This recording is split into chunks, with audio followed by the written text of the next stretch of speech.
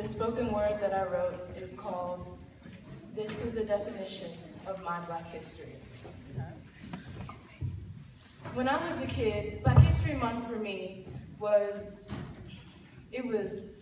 Madam C.J. Walker and it was Martin Luther King Jr. It was Rosa Parks and Malcolm X.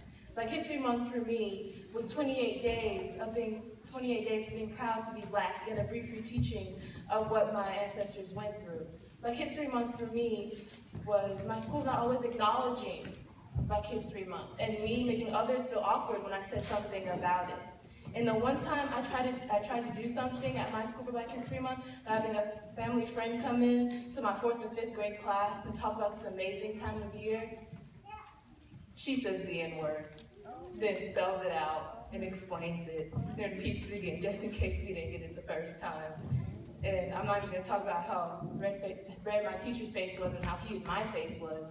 And I think after that very educational experience, I had my very first racial experience.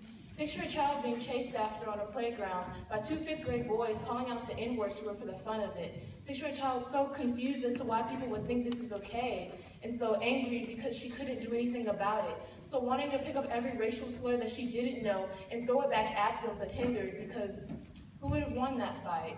Received the prize at the end of that verbal match, which sort of makes this next part ironic to me.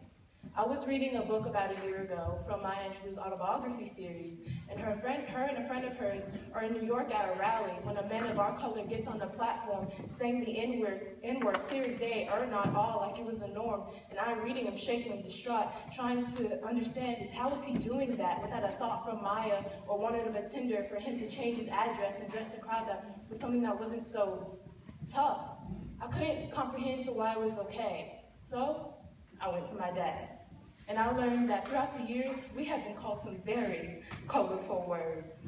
Some of them we even used ourselves and still use today. But you know, it's not the same because we're saying it, we've softened it, we changed it to a vowel instead of a consonant. It's not derogatory anymore, it's affectionate. We took it from 6 letters to 5, made it a good, sweet, comfortable size.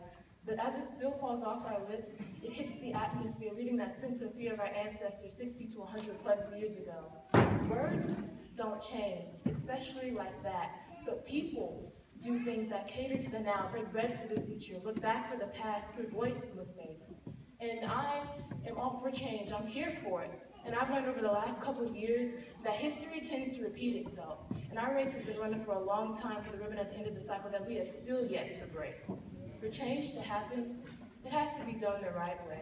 That's what my Black History now means to me. We can look back at our past, sing the steps on the milestones, loving the changes made. We can adore our legends and acknowledge our falls because they all made a change. And maybe at some point someone forgot to pass it on or lost the rule book to how making a change operates. Because riots may make our voices heard, the people in charge can take our every word and misinterpret however they please. All of a sudden, we are no longer how Dr. King sees fit. We are crazy, broken people destroying our own city and legacy. In less than a split second, we become the madmen instead of peaceful protesters. We look like the violence instead of the ones trying to protect ourselves from it. For change to happen, it has to be done the right way. We can't overcome and make Black Lives Matter when some of the violence in this country is coming from our own neighborhoods. Change is what my Black history means to me. Thank you.